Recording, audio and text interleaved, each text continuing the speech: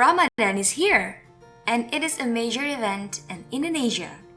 In this video, we are going to give you a list of expressions or words you will hear almost everywhere in Indonesia during the holy month of Ramadan.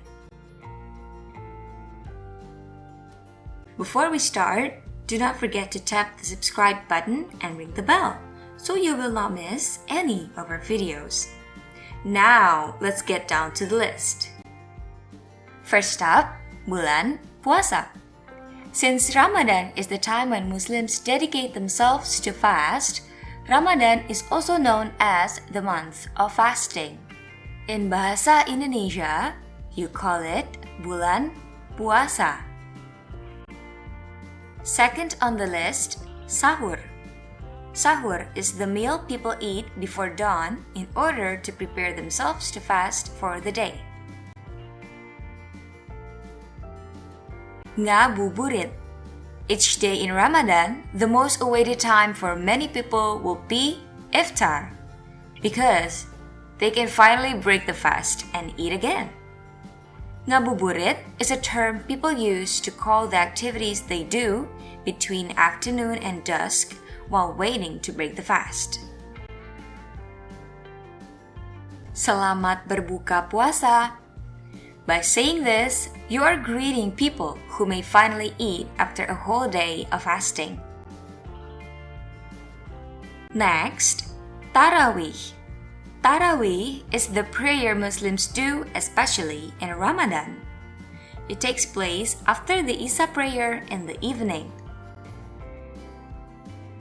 Tunjangan Hari Raya, or THR for short, is sometimes known as the 13th month salary. It is the annual bonus employees get during the holiday of Eid al-Fitr.